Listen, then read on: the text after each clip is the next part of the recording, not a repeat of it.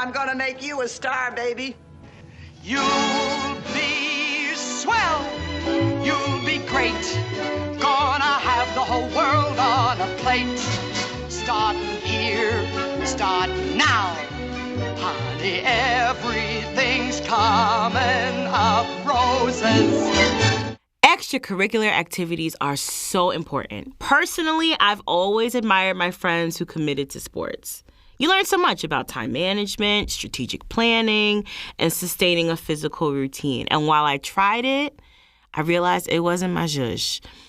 I was, however, heavily invested in marching band, in madrigals, concert, and jazz band, but a lot of my life skills emerged from the magical world of musical theater. From going buggy to the whiz, nobody asked me, but that's Showbiz Kid. Let's give them something to talk about. How about love? Love us good. I can't dig it. Welcome back. It's your girl, Something Else. Hi, friends. And I was thinking about it, and I was thinking about how I learned how to do certain things. And people are always, pushing people to do sports, and you have to have extracurriculars. And extracurriculars, as you move through high school and middle school, for that matter, they always say, oh, they look good on college applications, and you have to be active into something. There has to be something that you've done so that we can, get an idea of what kind of personality you have. And I tried softball, and it was awful. Softball was a terrible time. I tried basketball, and basketball isn't one that softball wasn't a terrible time. I just wasn't great at it. I'm not really an athletic human in general. I know how to catch. I kind of know how to throw. But, I'm not really... I like to move, but I'm not really an athlete, per se. I went to 2 basketball practices because I remember I told my friend Keisha Thomas, shout out to my lovely Keisha Thomas, can't wait for her to come to the show. I said to her, I was like, yo, if you join chorus, I'll join the basketball team. And she's like, all right, I'm going to hold you to that. And so it came, and then I went to auditions. You see that? Musical theater. I went to tryouts, and and I was getting it. And then it just got to be the second practice in, and I was like, I'm exhausted. My body hurts. This isn't really my jam. I'm a musician. I'm a singer, dancer, performer. That's really where I get busy at. And so from the time I can remember, first grade, I was in Going Buggy, and I was in Miss Matrano's class, and I was the ladybug. And we sang, that's okay to be a ladybug. No way at all. And it was like, I felt like I was on top of the world, right? And, I'm that kind of person. I like the costume. Halloween is my favorite, right? So I love to dress up, and I love to turn myself into a character. And so I had the opportunity as a 7-year-old, 8-year-old to be, singing, being a ladybug. And they gave me this super cute, hot pink T-shirt. And it had, black, sparkly polka dots that somebody cut out.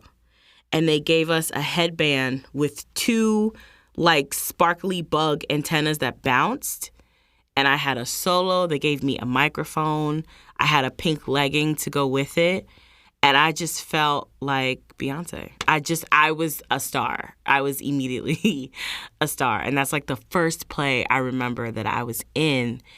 And from there, it just kind of skyrocketed. It just was every opportunity I had to be in a play, I was in one.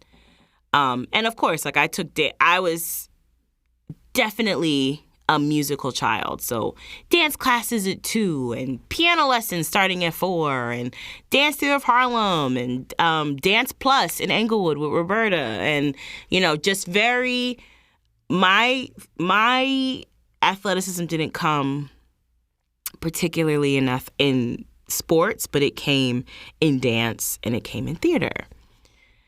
And I'm thinking about all of the ways that theater prepares you for life skills.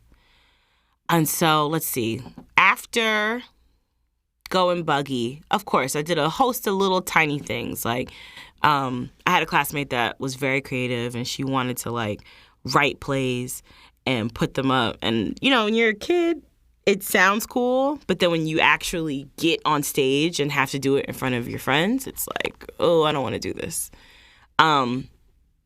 But that kind of practice got me into the space of get up there and do it, and get up there and perform, and we're going to see what happens after that. Her name was, I'm actually probably not going to say her name over the airwaves, just in case. But she didn't have a television at her house, right? So she only read. And she and her family would put on plays by themselves all the time. And then she wrote one. And I remember it was Ricky Tikki Tembo. And mad of us were in it. And the first show, mad people were in it. And then you could see the reaction of other people, right? And it was like, oh, God, we don't want to do this again. So we did the second round, and, like, TS and I had to stay in it, and it was kind of like, man. But that didn't deter me from wanting to continue to be in the theater. And then when I got to be about 10, I remember my sister and I went to summer music school in Union.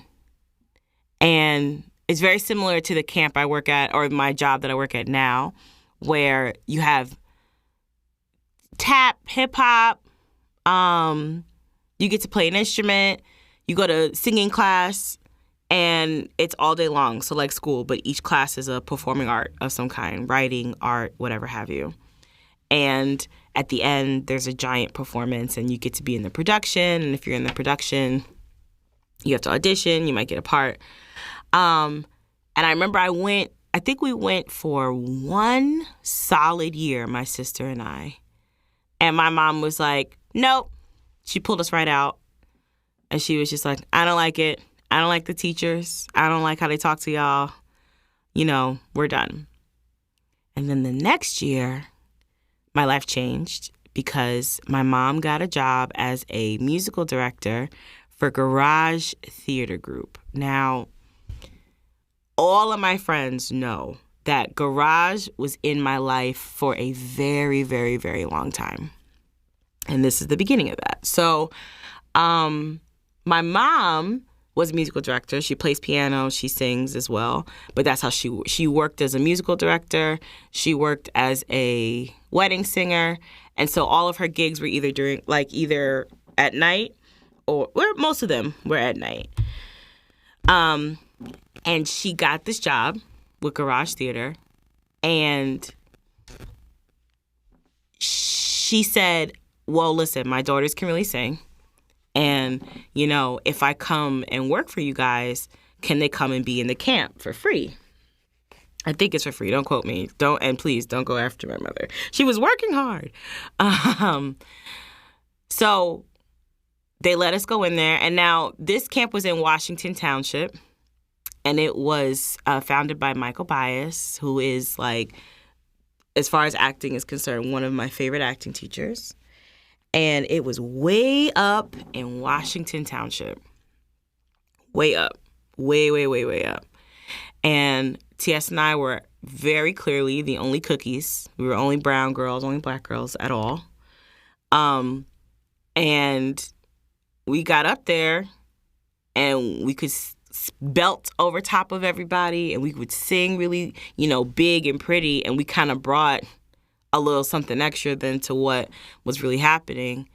And I know this sounds very conceited, but I would like to think that the three of us, between my mom, my sister, and I, we definitely added, you know, we definitely made, maybe not made, but we definitely encouraged, you know, for everyone to kind of step their game up. You got to come up and you got to sing. If you're trying to sing with us, you know, you're trying to be with these harmonies, you got to be able to sing. And there was plenty.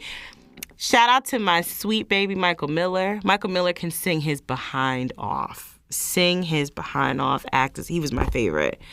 And of course, we made mad friends, Hannah Barudin and Leah and Lauren Klein and Michael Haber and Samantha Hyon. Shout out to all you guys. Love you guys so much. And we would perform. And it started with How to Eat Like a Child.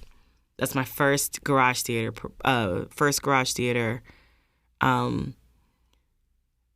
performance. And you got to get on. They had a stage downstairs in they're like an auditorium. They had like a platform. I wouldn't call it like a real stage, like a platform. And we had like little dressing rooms, and you had to, memorize your lines. And if it was summer music camp, you had 2 weeks. You had like days to memorize it, know it, and then put it up. And my sister and I would have solos, and we would sing with other people, and we would. It was just magical. Sometimes my sister plays drums and I play bass, and my mom obviously plays piano. And so there would be times where we'd be in the pit. We weren't even on stage, but we were playing on the sidelines to kind of be the music background as well. And this went on from 10 all the way to high school. And by the time you get to high school, that's when you get the big parts, because you've been in it for so long, you've worked on it for so long, and you kind of climb the ladder from ensemble to lead. And garage theater is literally, I would say, one of the main reasons why I am where I'm at today, where I still am in love with acting and I'm still in love with performing. It was an outlet for that. And it was an outlet to be alive on stage. And you got to learn all these new songs. And those songs came with stories. And those stories meant something to you. And then, you'd play theater games. And the theater games usually had like a beat to it, if you will. They sound like regular camp games. But, musical theater, they have a special beat, a special, melody, if you will. And it was a wonderful experience. We would go every summer. And then after you go every summer, then they would have plays during the winter. And they would have a winter play, and every now and again we'd have a spring play, but it got to a point where the plays got to be larger and the musicals got to be larger. So we had to essentially start in like December, and then it would grow and grow and grow. And there was so much to learn being in theater because of the fact that you are putting on a show. And people think that putting on a show just means, you just get up, you get on stage, you say something, maybe you sing a song or whatever, and then you get off. It's work. It is hard work. So the setup is usually as such. So first they announce that they're going to have a play.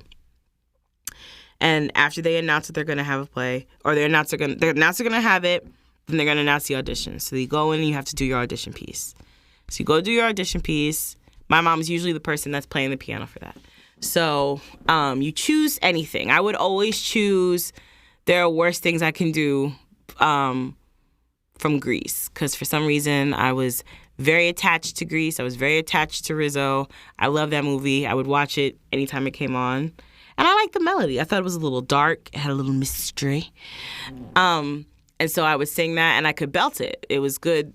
It had a nice, good build-up, so that I was, because I'm a very loud singer. So I wanted to show my range, and it's like, that's where you go into your audition ready to show them what kind of talent you have, which is a different auditioning than what you would do now, right? Like now it's more like if you're going to audition, your audition is more about how do I fit into this part as opposed to how can I be in it. So you prepare for your audition, you figure out which part you have to, it can't be, when you're little like that, they let you sing the whole song, but eventually, it got to a space where it's like, okay, I'm only going to sing 16 bars. I'm going to start at measure 18 on the pickup. So I know a lot of you are like, what the hell does that mean? But on sheet music, the measures are numbered. And so it's like, okay, I'm going to start right here, and measure 18 might be the bridge, or it might be like the second verse. And you want to have them play an intro, and then the pickup is the note right before the next measure. And you would just get up there and sing it. And you wanted to sing it so that it sounded good, but then you also wanted to put acting behind it so that your director can see you as that part. After the auditions, you get in, they tell you what part you got. After your auditions, you have a callback. So the callback is, okay, we liked it. Let's see what else you can do. So you come to a dance callback. You come to a singing callback. It might be both. You always want to bring like your dance shoes and, clothes that you can move in for both of those. Cool. And then after the callbacks, they sit and they decide who they want to do for what and who they want to put for what part. And then after that, rehearsals begin. Now, usually they give you a schedule's worth of rehearsals. And here comes life lesson number 1. So let's say the first month you have rehearsal Tuesday, Wednesday, Thursday. Right? Okay, so Tuesday, Wednesday, Thursday. And let's say your rehearsal is at 5 o'clock. So that means, depending on how old you are, let's say you're 13, middle school. So you need to get all of your homework done, or as much as you can, or you need to bring your homework with you. You need to grab your snack. You need to grab whatever dinner you're going to have. And you need to be at rehearsal at a specific time. And then from that point, you're locked in, right? You go to rehearsal with your binder, so that's your organization. You go there with your highlighter, and then you go there with your recorder. Highlighter and a pencil, and you go there with your recorder. And your recorder, when we were little, you just had like a tape recorder. But now you have your phone recorder, and you just record the rehearsal so you can go back and practice it later on. And so lots of memory retention. Lots of, you got to remember the harmony. We usually learn after your callbacks and after people got in. Now it's, what do we do first? What do you learn first? So the first thing you learn is the music. The music comes first. Because if you know what the harmonies are, when you put it on stage, when you're able to like physically put all the things together, you know where the song comes in. And that's usually the hardest part. The hardest part is usually your music. If you are having to sing, having to remember the harmony on that, it's the thing you want to get in your mind, because once you get a feel for the music, and once you get a feel for how the music flows, and once you get a feel for some of the songs, and you know when the song comes up, a lot of times you can figure out what the song is trying to say, what's happening in the song, what's happening before the song, what's happening after the song. And then you learn all those things first. Then after you learn that, we start to block it. So you'll have read-throughs in between there where you'll read scripts and you'll get an idea and a feel for the character. But then you have your read-through. Excuse me.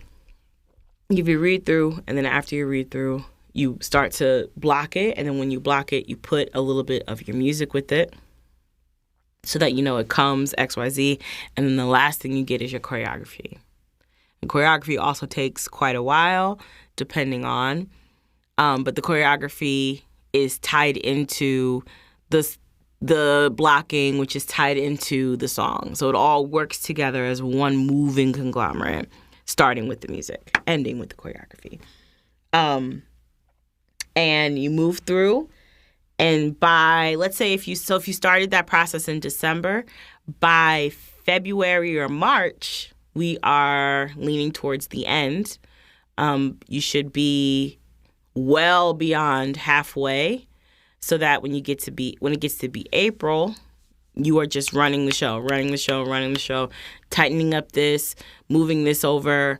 Don't sing this note here. Let's clean up the harmony. And then we get to what is commonly known as Hell Week. And Hell Week is your tech rehearsals. So now we have our costumes on. Now we have our makeup on. Now we have the lights. Now we have our sound, which on another day, I would just like to discuss, why is the sound always such an issue? Everywhere we go, church plays, regular plays, assemblies, everything. Like the sound people, I just want to have a meeting because I don't get why it's always the thing that falls at the wayside after all this work we did. But I digress. Hell Week is intense because Hell Week is usually in the summer. It's usually closer to when school is about to end. And I remember it being, I'm going to school from 8 to 4. This is high school at this point. So I'm going to school from 8 to 4, and then from 4 to 10, I'm at rehearsal. I am at rehearsal. So your time management, your memory retention, because you have to absolutely remember, that's what the rehearsals are for. Because when you do it often enough and you keep doing it over and over and over and over and over again, it's easy for you to remember. The muscle memory starts to build. I'm supposed to go here. I'm supposed to go there. I have this exit. I have this entrance. I'm supposed to move this block. And a person like me, whose brain kind of like flutters sometimes, there were definitely plays where I would forget blocking, where I would forget my line. I never forgot them singing cues, though, I tell you that. My harmonies and my singing, boy, oh boy, I don't ever miss those. Or at least I try not to. But that's where all that started. That for me, it was performances. Hell Week was no joke. You got to put your mic on. Something about when we got to work with the mic and you get to put the full costume on, I felt alive. I would come alive. When we would get to that space, I was immediately like, oh, this is everything. This is everything I ever want to be. This is everything I ever want to do, is just perform all day long. All day long. My friends would come. I made them. So what was I? So my friends would come to all my shows. They'll still come to my shows now, every now and again when I'm in one. I haven't been in a musical for, almost 5 years, I think. It's about that time. But it changed my life. It absolutely changed my life. I think that it also perpetuates having to work with a group. They'll be in a scene with another person who may or may not know their lines, and you just have to go with it. And sometimes the day of the performance, you might have to throw them a line. You might have to steer them back to where you're at. And there was nothing greater than being on stage with people that you knew could handle it, Shout out to Julie Theory. Julie Theory and I, man, we would have such a great time. I would love to work with Julie Theory and, go over, not even go over things, but like if we were in a theater thing, if we're in a community theater thing, the chemistry comes alive and you have to work with your partner. You have to act with your partner. And it is important for you to be big and it is important for you to be, on point. But there's also an element of having to share the stage. So, yeah, time management, memorization. But the thing that I feel like I learned the most in musical theater was my confidence. Michael Baez said to me, not just to me personally, but like to our class, he said, if you feel stupid getting on stage, you don't need to be on there. Right? Now that's if you think about that. If I feel like what I'm doing is silly, then you shouldn't be up there. Have a seat. And then what that means to me is you can't get on stage and play it small. You can't get on stage and, not have a personality. You can't get on stage and let all of that nervousness and all of that, your anxiety and your fears stop you, because your audience is going to be affected by that. We won't be able to hear the story. We won't be here to be a part of the world that you've created if the people on stage who are supposed to bring that very specific and encompassing energy, if you're not all the way in it, your mind has to be right. And if you feel like you look stupid, it's almost disrespectful. What about the rest of us? You think the rest of us don't think it's, that I look silly? Of course you look silly. That's the point.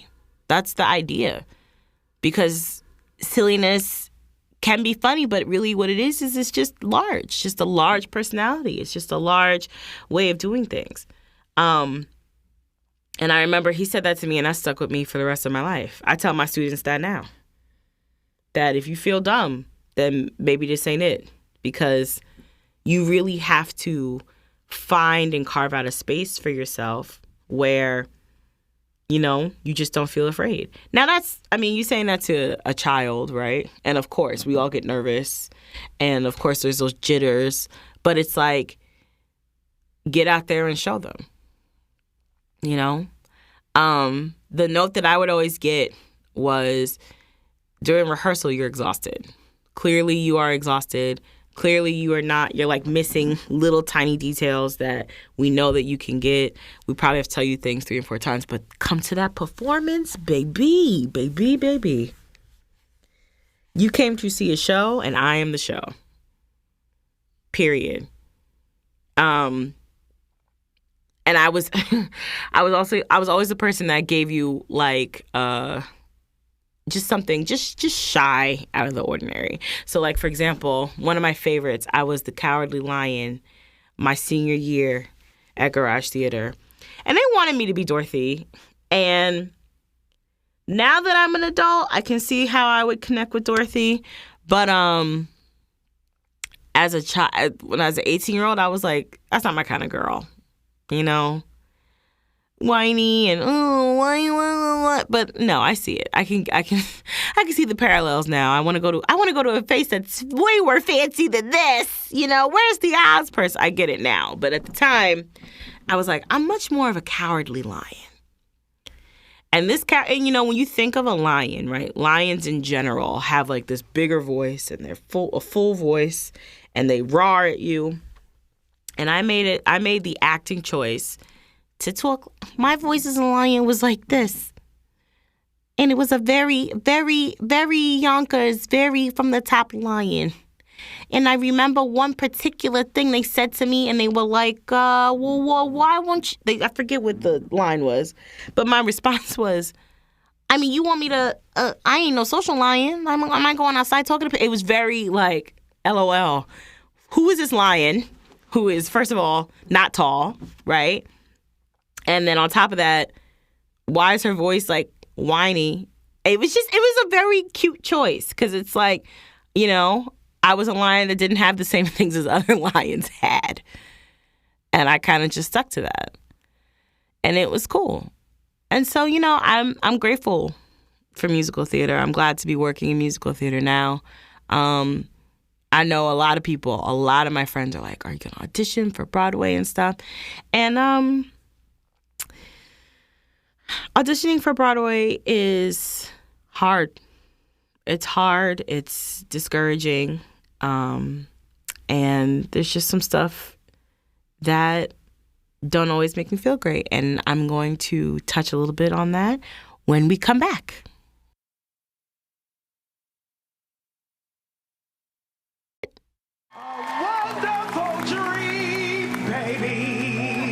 It's gonna come true, baby. They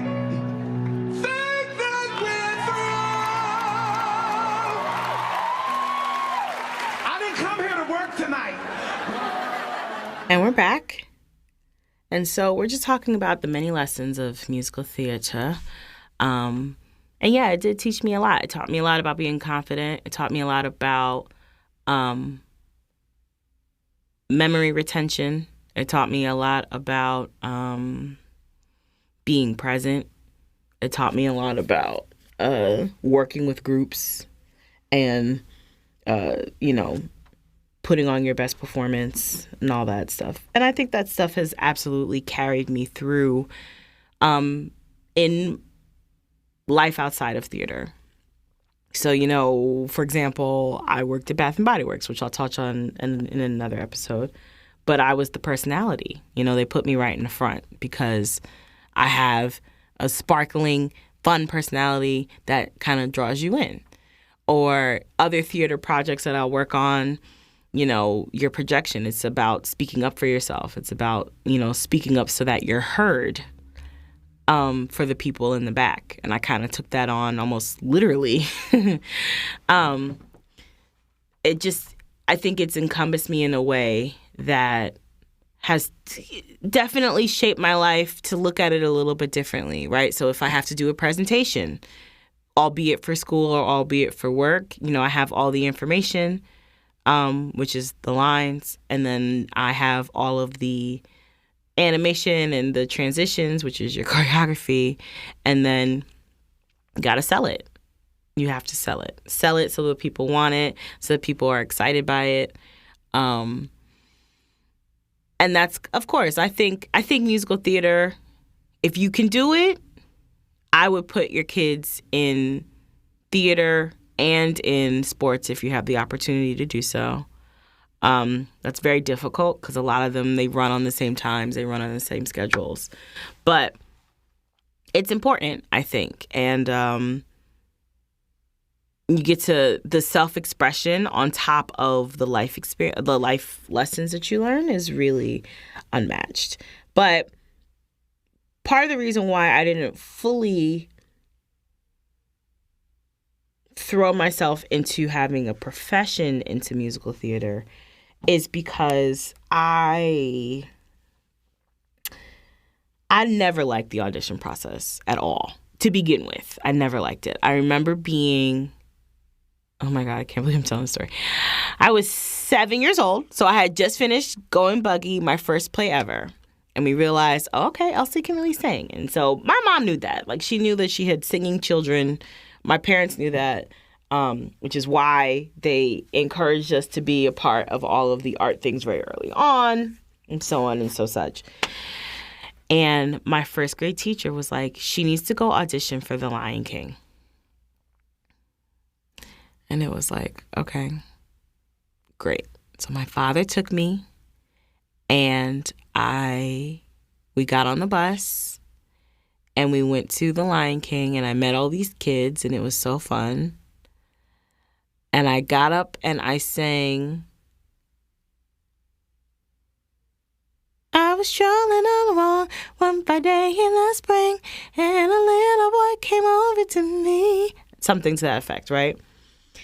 And I remember they had us all line up, and I was immediately shut down because I was like, I'm not as good as the others. Kids, I'm not as good as these. Why you guys have me up here?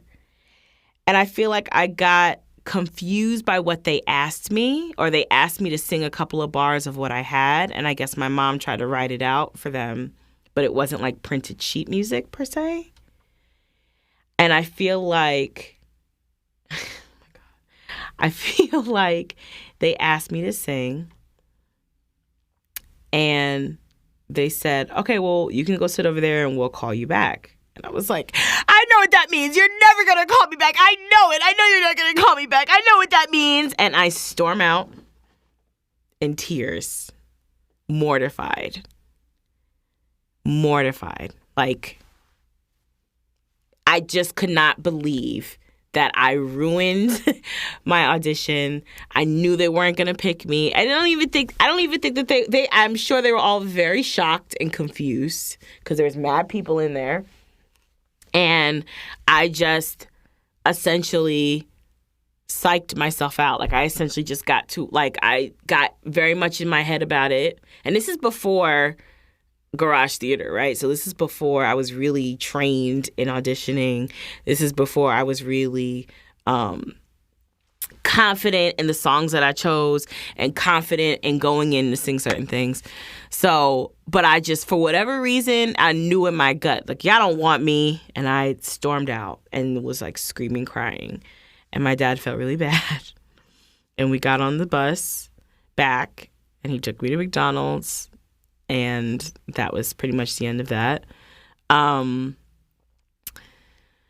also had I guess this is relevant. I also had a meltdown behind, I was dancing at Dance Field of Harlem. And so I was their groups go by letters. So I was in A, and then they had me skip B and go to C. And when I got to C, when C was complete, I thought I was going to go on to D, E, and whatever. And they were like, nah, you got to take C again. And I was brokenhearted, and I was like, I don't want to be here anymore. And I left. And then I went to Dance Plus, and I went to Bergen Dance Center, all these other places. And, that's the other parts of musical theater that you learn very quickly is that it's very competitive, extremely competitive, because everybody wants to be the girl in the front. I want the solo. I want the dance. I want the big thing that everyone's going to stand up and cheer for. You get very quickly, when I learned what I was good at, when I was clear about the things that I was good at, I was very clear that people will absolutely come to see me. And I'm going to make you give me an applause, child. You are going to see this show and be like, I know that's right. You better sing that shit, girl. That's the response I want. I always tell my kids now, when, okay, you really need to sing this song hard because my goal is tears. I want people crying, So the competitiveness, would take a toll on me because I very often felt like I wasn't up to par.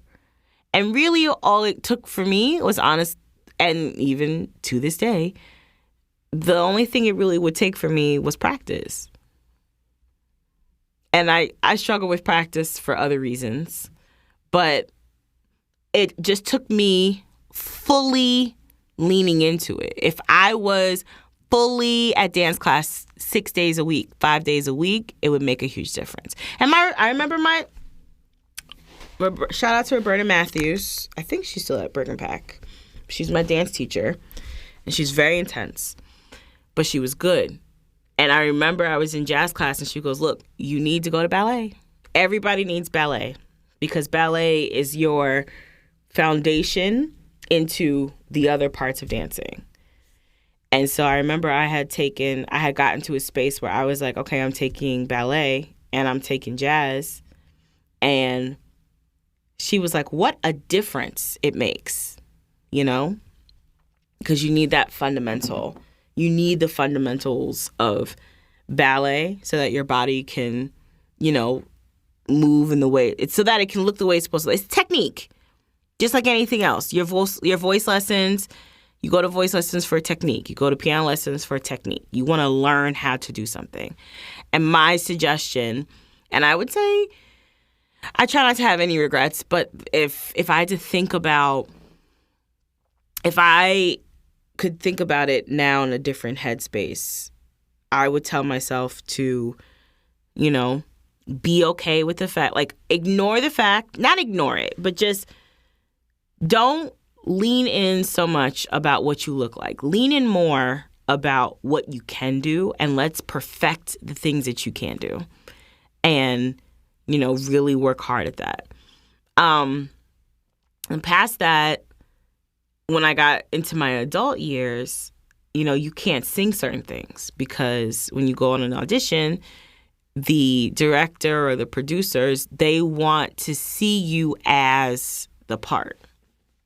So as much as I love, what's the show that I love? As much as I love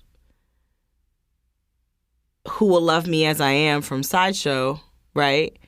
I'm not white, nor am I a Siamese twin, nor am I a... Is that what that's called? Oh, my God. Jesus, Elsie. Kevon, cut that out. What's a Siamese twins? Image. Bear with me, audience. Okay, yes. That can't be the correct name for it, though, is it? Conjoined twins. Oh, my gosh.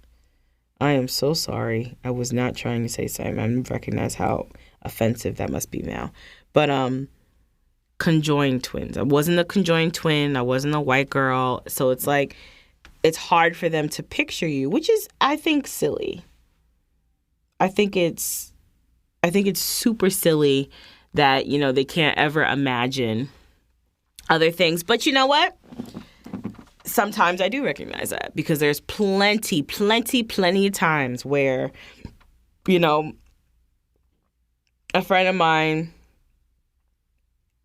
got on Facebook and it turned into this whole uproar. But a friend of mine got on the Facebook and was like, well, if we don't have the right kind of people, and by that I mean if they don't have people of a certain race or color, should we do this show?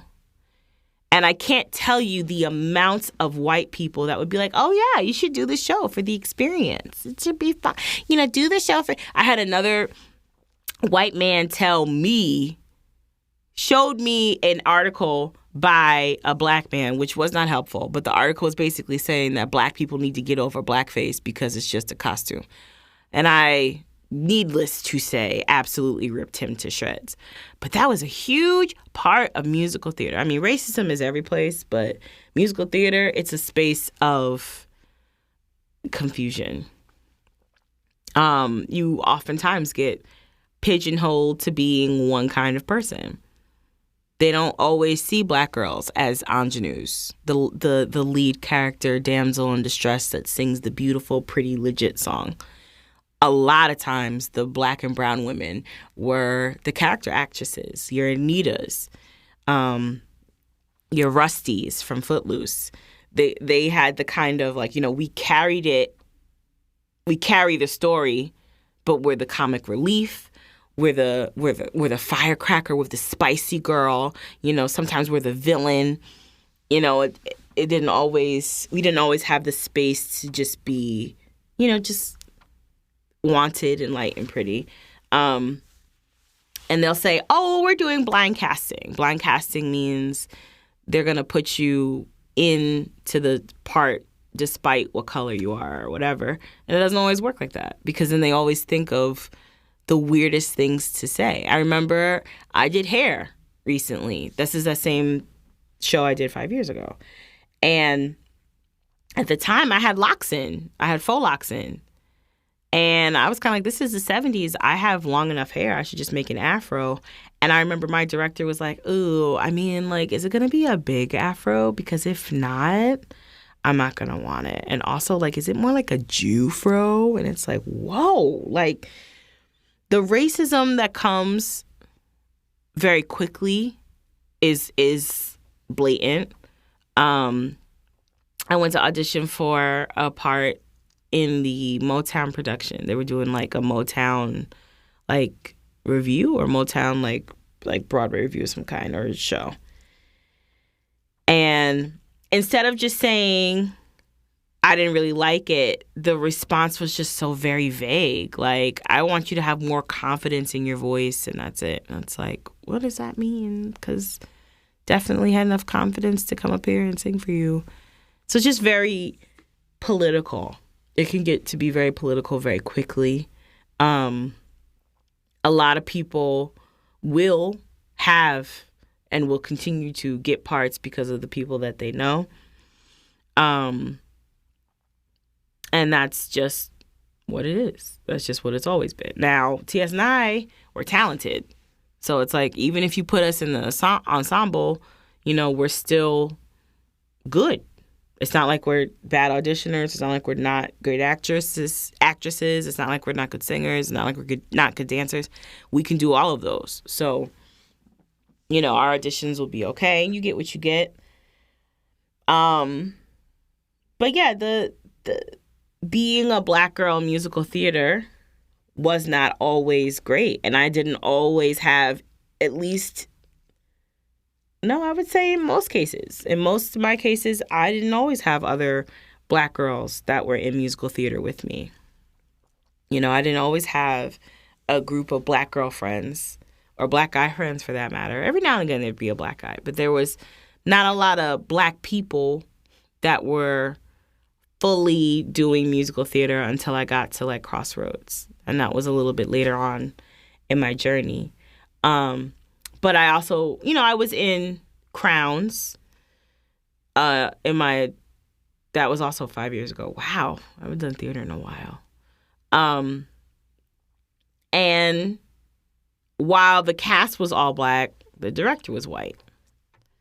And that can be challenging when you have a director that has a very specific vision and then they don't want to listen. They have a very specific vision for a show that is racially specific, and then they have a hard time listening to the people who actually live the life that they're trying to direct on, So it just feels those things get sticky. And then you find yourself many times asking yourself, is it worth me getting this part and making money and being in the show? Or, should I just not be in the show because it's this director? And that's just something that, you're constantly having to deal with. And also you'll get directors that are really nasty, yelling at you, screaming at you, just terrible. And then that takes a toll on your self-esteem because now you're out here working 8 hours a day after whatever 8 hours you did of regular work. So you're exhausted. You have lines to learn, sings to learn, rehearsals all day long. You're getting screamed at all day long. I can totally see people in musical theater just having a time where it's just like, I'm exhausted, mentally exhausted, emotionally exhausted, physically exhausted. And that's a part of the environment. It's not necessarily, I wouldn't consider it, I don't think it should be, but you'll absolutely find directors of any kind, castmates of any kind. It can absolutely be a very catty world, a very unpleasant space sometimes. And that's life. Workspaces, living spaces can sometimes be really, really difficult. And I think it's not to say that I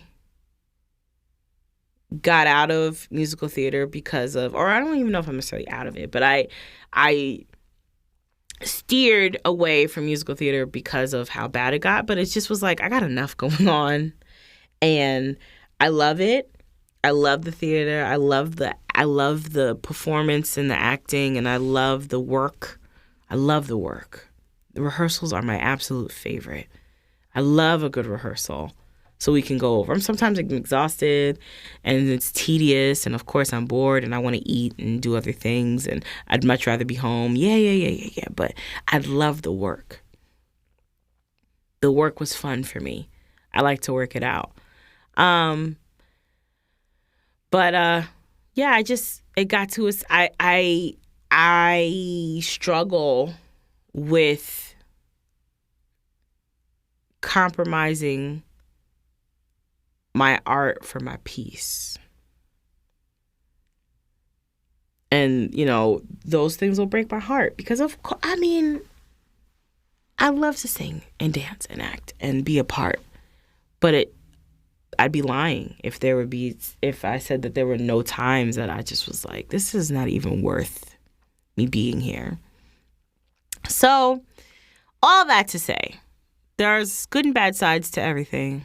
But I will say, if you're interested, if you can, musical theater is definitely a great space to go.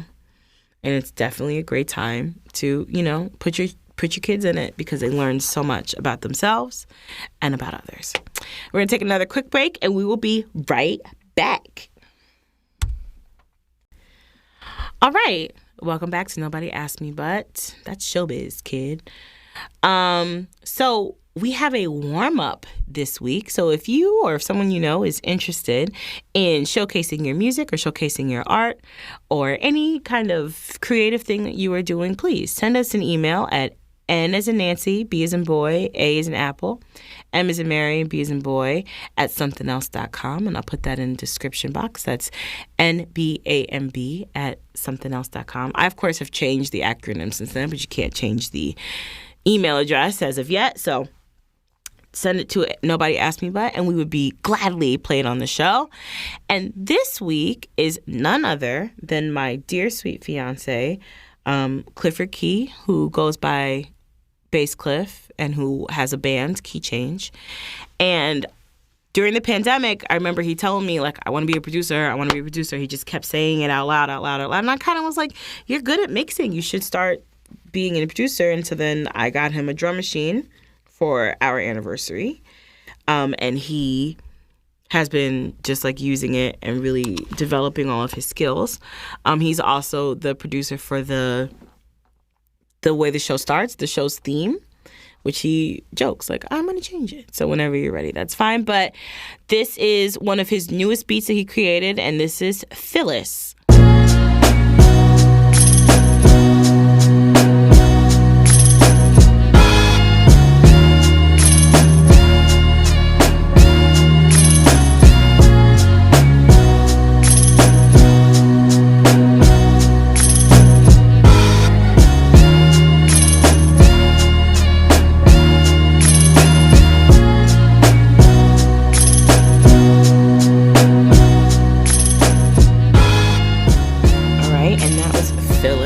By Bass Cliff, and you can find that on his SoundCloud, and that link, and as well as his IG page, will be, and his website will be below in the description box. And now it's time for our Jet Beauty of the Week.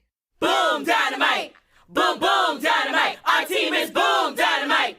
Boom, boom, dynamite! Our team is tick, tick, tick, tick, tick, tick, tick, tick. Hold up, wait a minute, let me put some booty in it. Boom!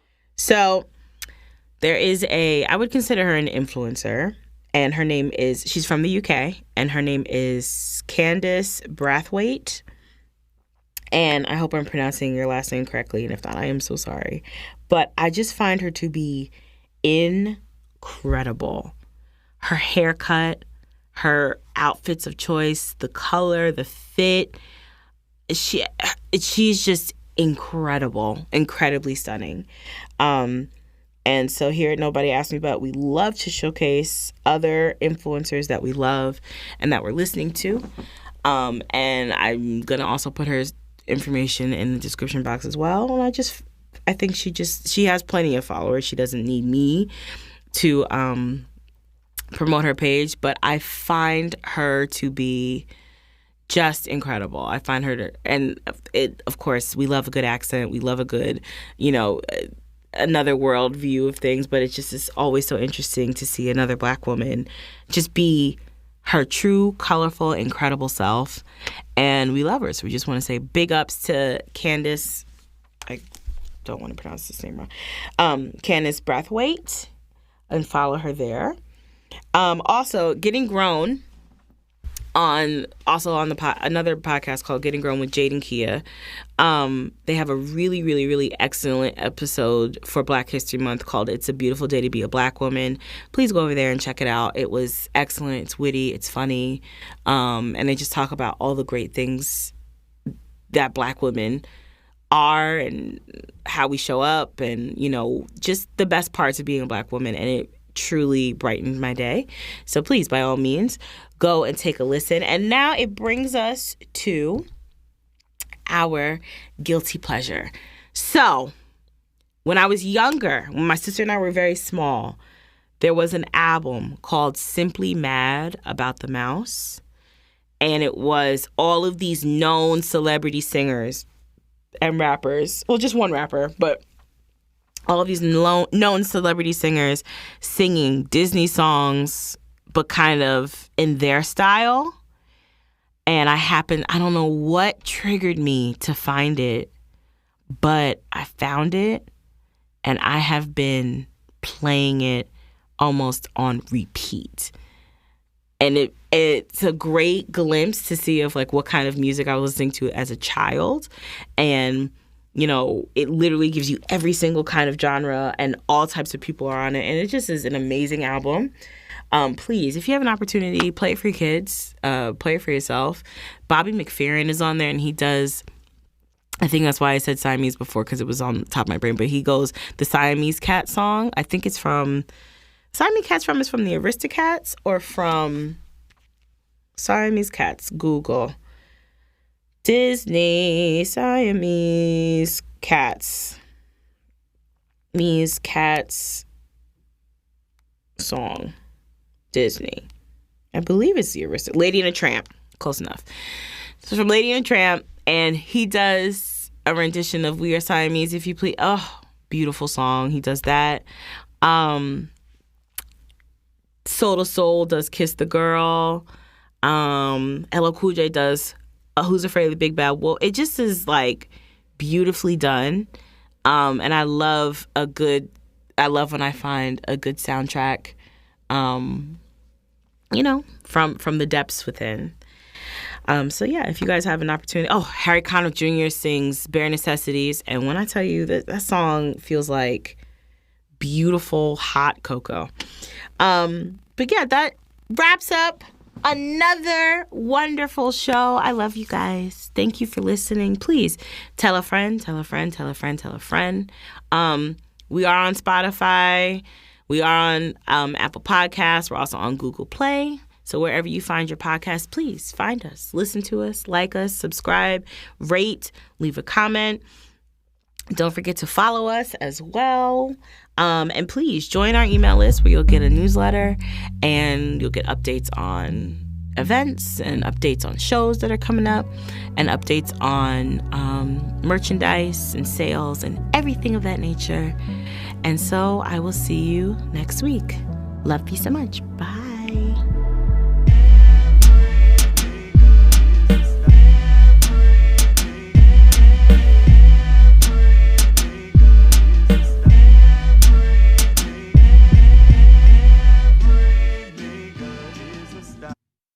Thank God this isn't live, huh?